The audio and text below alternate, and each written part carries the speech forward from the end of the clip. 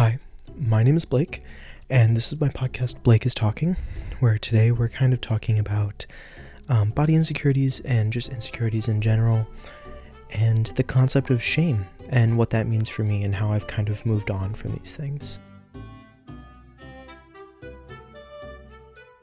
I think the amount of insecurities that you can really have is about as long as the products marketed to us to cure us from them, right? So much is shoved in our face constantly about how we can always be a step above what we currently are. We can be a little bit more beautiful at any given point, right? It's shoved in our face in every ad, in every social media post we see, in every movie, every TV show. There's always some new standard of beauty and excellence.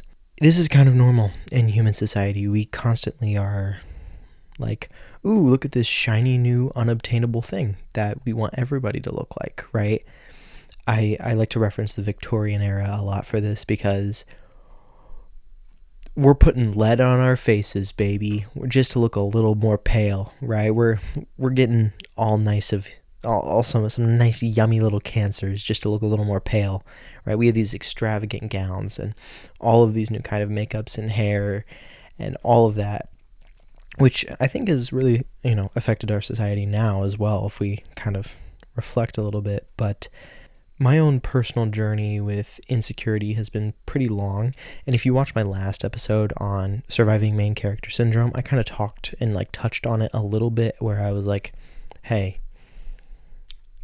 I used to be really insecure, and it was fueling into this thing that really was not good for me, right? Becoming a main character. And I still stand by that. I still stand by people who, exude this kind of main character energy are secretly very insecure, because I lived that. And I never really delved into what those insecurities were for me in great detail. And I kind of want to do that now. When we think of insecurity, I think a lot of the times our minds immediately go to our bodies. And I think it's what we're made to feel the most insecure about. I think we're made to feel, very unhappy with the way that we appear to other people, right? Like we're not, impossibly skinny or impossibly muscular, right? Or we don't have, certain features that are considered to be conventionally attractive, right?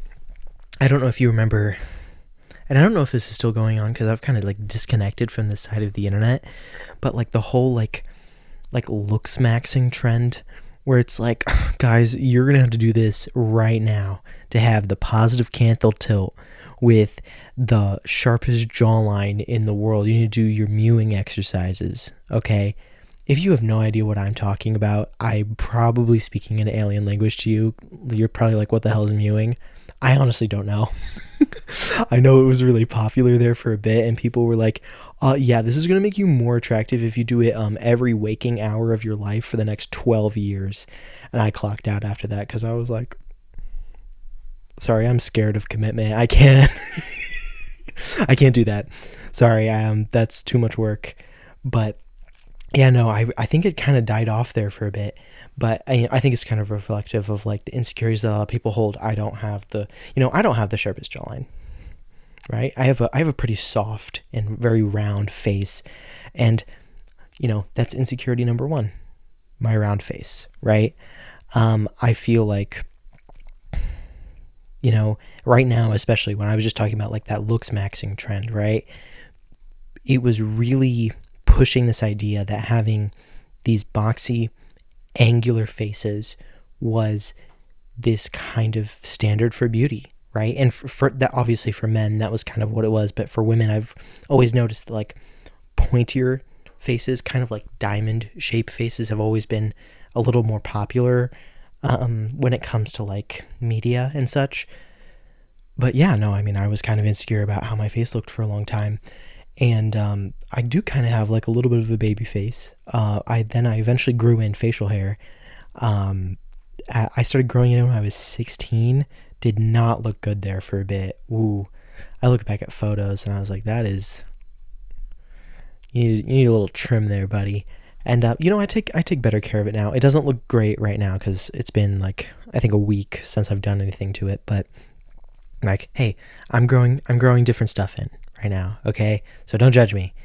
Okay, I'm trying to work with it. But yeah, no, like this is pretty much entirely to improve the look of my face and my face shape. It gives me a little bit more contour, if you want to get into it. But yeah, no, I think that was a really common insecurity for people to have. I think it's really stupid now. Like I obviously don't obsess with my face. I'm like, oh God, my buccal fat's so ugly. If you remember that whole like buccal fat thing from a couple years ago, guys, new insecurity unlocked. We got to go to the plastic surgeon and get our buccal fat removed. And if you don't know what buccal fat is, it's basically like the fat in your cheek area. And people were like, yeah, guys, this is actually really ugly and we need to get rid of it. Let's go dump $6,000 into getting the fat from our cheeks removed. It's so dumb. I'm not really that insecure about my face anymore. I think it looks fine, and it improved a lot. Like the image of like how I viewed myself improved a lot once I found a haircut that actually suited me, because it was not that long ago actually that I had like shoulder length hair. Editor, put a picture up on the screen of what I look like. Hint, not good. Like, look at that. I don't know what I was thinking. It didn't really look good. And I think I look better with this kind of hair now. But hey, we all got to try something at least once to know whether or not it looks good on us or not. So I don't blame young me for trying. But yeah, no, like once I got that, I feel way more secure with how my face looks. But our faces are not our whole body. There are so many other places in our body to be insecure about. For a long time there, I was really, I guess, insecure about my weight specifically, which is, I'm so exhausted about this. It's so dumb because 6'1", by the way. No, like I'm 6'1", and I weigh I think like 183 pounds. I'm really skinny and I'm really tall. And I don't understand why for so long I viewed myself as like this overweight person, right? Like I was like this, like skinny fat was like what I think it's called. Like I have like too much excess weight going on and I need to be perfectly slender, right?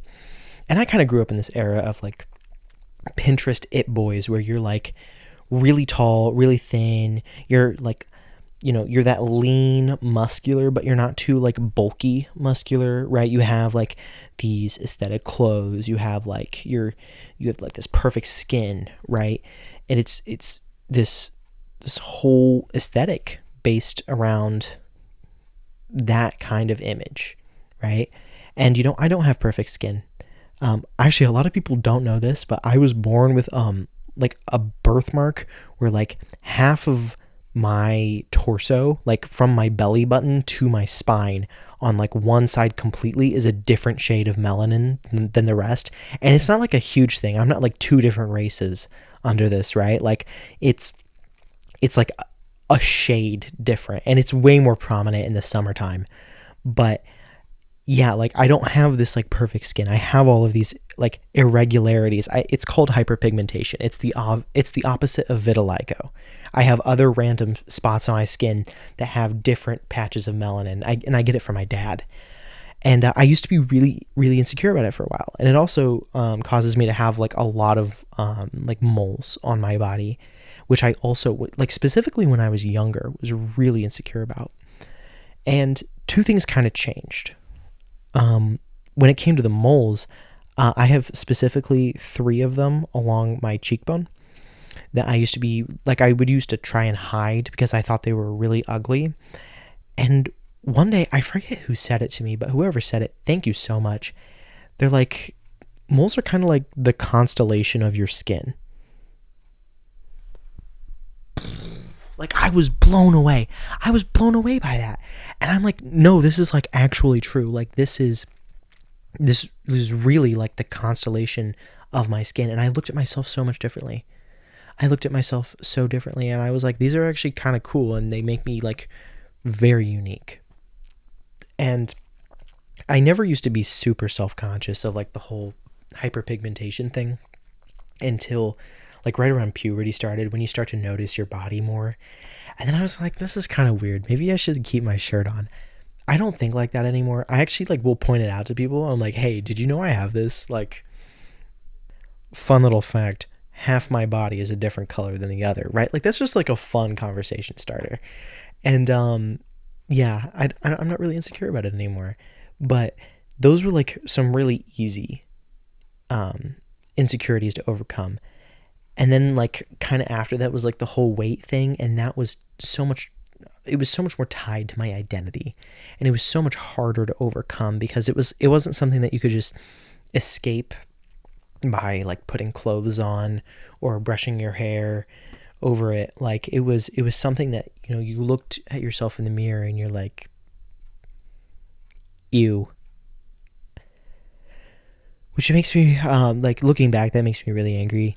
You know, that I thought that, and I was, you know, telling myself those things. It makes me really angry and really sad at the same time, because I think we can all kind of look back and just feel so much sadness for some of the things we used to tell ourselves. Specifically, like I look back and I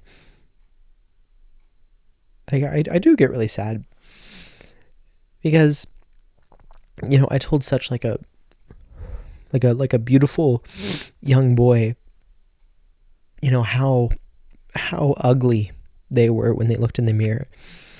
And I didn't deserve that. I didn't deserve necessarily to feel like I was somewhat of like a stain on society, because I wasn't all of like the epitome of beauty, right? It makes me so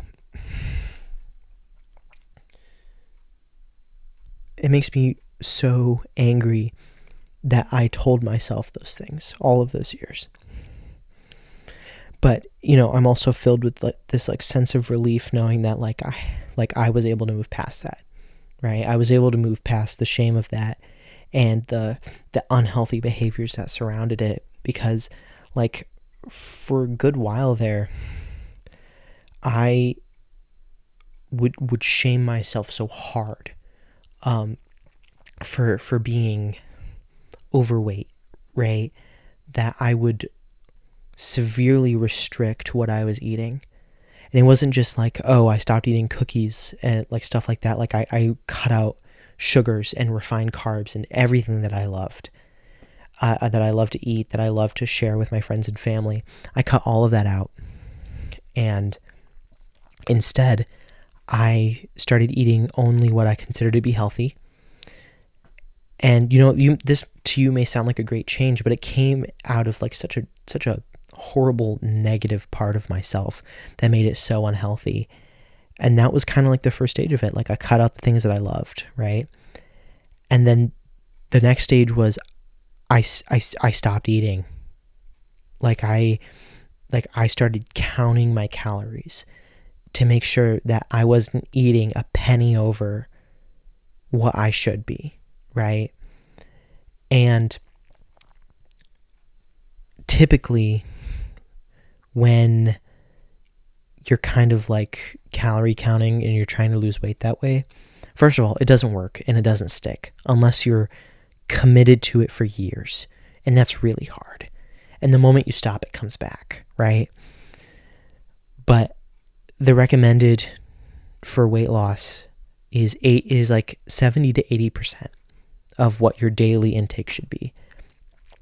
And at one point in my life, not that long ago, just last year, I was eating 60% of my daily nutritional intake a day. And I thought that was okay. I thought it was okay that I was basically starving myself, right? Just to, you know, feel more beautiful. And it didn't work. It didn't work at all. The only things that I got out of it were I was constantly nauseous. I had a like a lingering headache. I had this constant feeling of wanting to dry heave or throw up. I couldn't exercise very well at all, and I was constantly dehydrated. Sometimes I would go to bed, and because I like ate too much at lunch that day, I had a very small dinner. So I would go to bed literally shaking because, you know, I can't eat anything, drink a nice tall glass of water. And it was all for the sake of trying to become this symbol of perfect beauty. And, it was to not only try and make myself feel better, but it was to try and impress other people, to make them envious of me. And it was in such a cycle of insecurity that I found myself literally abusing myself. And I'm not afraid to call it what it was. It was an eating disorder. That's what it was, right? And the only moment that I found out that this was bad and I should stop it was when I had I had actually gone onto, like, I think it was like ChatGPT or something like that. And I was like, okay, I think I was 16 at the time. I don't know what I was. I was 16 or 17. And I'm like, hey, I'm, a 17-year-old male. I am 6'1". I weighed like 180 pounds at the time. Can you generate like a workout plan around like my work schedule? And then I, instead of like getting a response like, yeah, sure, yeah, let's do this, I input my nutritional information and it told me that it was dangerous. It was really, really dangerous, actually, and that I was eating way less than what was suggested to be safe, and that I could not safely work out because I did not have enough nutrition to be maintaining like my organs, essentially. And that scared me. That scared me a lot. I think it would scare anyone, because I didn't even like consider it to be a problem up to that point. Like, I was ignoring all of like the dizziness and all of that. And then I went and I sat down with my then therapist at the time, and I'm like, hey, I think I'm having issues with eating right now. And I told him all about it, and we were able to kind of work through it. But even for like that short stint of time where I was like starving myself, right? I'm not. That's what it was. I was starving myself. Even for that short stint of time, it still affects me now. It still does. I still have, recurring days where I will look in the mirror and I'm like absolutely disgusted with myself. I'm not going to pretend and sit here and lie to you and tell you that I think that I was able to get past all of my body insecurity, because I'm not. I wasn't able to, right? But I will say that I have more good days where I view myself positively than bad days now. And I kind of reverse that, because before I used to have more bad days than good days. And now a majority of the time that I look at myself, I'm relatively happy. And, I'm really glad to say that. I'm really happy that I'm able to say that now, right? But, if you have experienced something like this, disordered eating specifically, I want to tell you it doesn't work. It never results in what you want. I ended up gaining weight because I was at such a high stress level that I was retaining the calories, and it put so much stress on my body that at the end, my metabolism died for a bit, and I ended up gaining 3 pounds. 3 pounds at the first check-in. And then I gained another 3 pounds after that. And then kind of like it went back down to its normal baseline, and I'm kind of back at 180.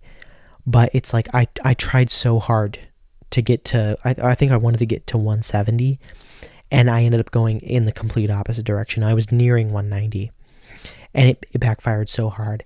If you're struggling with disordered eating, please know that there are resources available to help you with that, and it is such a horrible, horrible thing to go through. And it doesn't work, and I can guarantee that you're beautiful, right? You do not need to do this, right?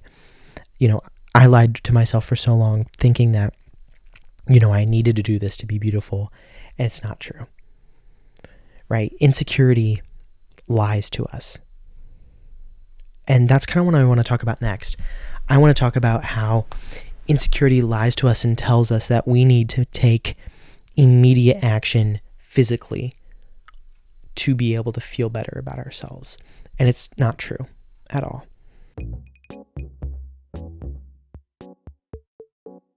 I only found like true satisfaction in my self-image when I started really turning inwards on myself and working on like how I was viewing myself and not what I actually perceived myself as. Like, a question that I began asking myself and ask myself even now is, you know, would I allow another person to tell me this? And a majority of the time, the answer is no. Like, would I let like a friend or even a stranger come up to me and say this to me without me being angry, right? Or made to feel uncomfortable? And if the answer is no, I don't feel comfortable with that, then it was a bad thought, right? And I just kind of been correcting myself.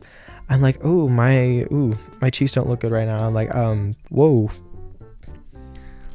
Would you let your best friend literally tell that to you? And if the answer is no, ignore it and tell it it's bad. Tell yourself it's bad. Okay? That's my advice to you. But speaking of that therapist that helped me through that, I was kind of going through, you know, after the body stuff, I was then turning inwards, but I had so many problems with how I was viewing myself that instead of my body, it was pretty much every other aspect of my life and who I was as a person. And I started spiraling, and I started, you know, consistently shaming myself for everything, right? And then my therapist was like, I don't typically recommend this book to people, but he's like, I think you can read it and I think it could genuinely benefit you. He recommended me this book called The Soul of Shame. I forget who it's by. I'll put it up on the screen. But this book, I didn't read the whole thing because it was written by this like guy with a PhD, so he put in a bunch of wordy stuff that made it super like disengaging. I read the first couple chapters, and they were enough to really change my perspective on not only what shame was as a concept, but how shame ruins people's lives. And I'll kind of give you like the generalization of the book, but it was kind of like shame is inherently taught to us at some of our earliest ages, and it varies from person to person, but we carry that principle and we begin to use it internally, and it really prevents us from being able to make progress in different areas of our life. I would recommend this book to anyone that can kind of decipher the garble of, you know, doctor speak. But, you know, it changed the way that I thought about myself, that I thought about my behaviors. I have been told from a very young age to be ashamed of so many parts of myself. And I never realized, because I was so young, how that had carried over into my now early adult life. And it's that same thing with the weight. Like, you look back and you just get so angry that you allowed people to tell you and convince you that you were somehow supposed to be ashamed of just being yourself, and to have these qualities that people consider to be, you know, any variety of bad or horrible things. And I genuinely think that, you know, this new mentality and way of thinking about shame genuinely helped me cultivate a healthier relationship with myself and how I viewed my insecurities. Because I now no longer, I still have insecurities. I've said this before in this video, I still have insecurities. But now I don't necessarily view them as these huge, concrete, defining pillars of myself. I view them rather as passing thoughts that need their root kind of observed, so that I understand how to stop the thought from recurring. Like I don't shame myself. I don't shame myself for trying to get better at them. I don't shame myself for having even been introduced to the thought to be insecure about something in my life. I just strictly look at it and I'm like, hey, what possibly could have been the cause of this, right? And I genuinely think that this way of thinking has helped me in so many different ways. And I recommend to you, the viewer, to try this yourself. To ask yourself, would I allow somebody to say this to me, right? And I'm not going to shame myself for these thoughts, but why am I having them, right? And I identify why they're bad, not just like bad or good thought. Identify why they are bad and why they hurt you so much, right? Identify maybe who or what instilled that insecurity in you and just think about it. Because over time, I realize how stupid some of my insecurities are, right? Like I mentioned my face earlier in the video. That is such a dumb thing. Everybody has a face, right? And you can argue that, some faces are more attractive than others, blah, blah, blah, blah, blah, right? But no, like my face should be considered just as beautiful as any other person's in this world, okay? And I shouldn't have to view myself as ugly in any sense. Because that's not right. And it's not a sustainable way to live. But yeah, I invite you to start thinking like that and to start, asking yourself, how can I better myself out of this recurring cycle of shame? That was a big part of the book, was like the cycle of shame and how it just feeds into itself, right? Like how to interrupt and interject yourself into that cycle to dismantle it from the inside out. This is, this is a journey I'm still going on, right? I'm still not completely comfortable in myself. There are times where I'm like, oh, I can't wear that, right? Or like, ooh, that's not really my look. And sometimes, it's genuine. Sometimes genuinely, like stuff just doesn't look good on you. Like red is not my color. You put me in red and I look like a tomato. I'm sorry. I said the truth. Like, arbitrary things aside, like, really just try and understand where you're coming from with some of the things you tell yourself. If you've ever struggled with some kind of insecurity and you've been able to overcome it, or you're wondering how to overcome it, I would love to hear your thoughts and what you have to say in the comments.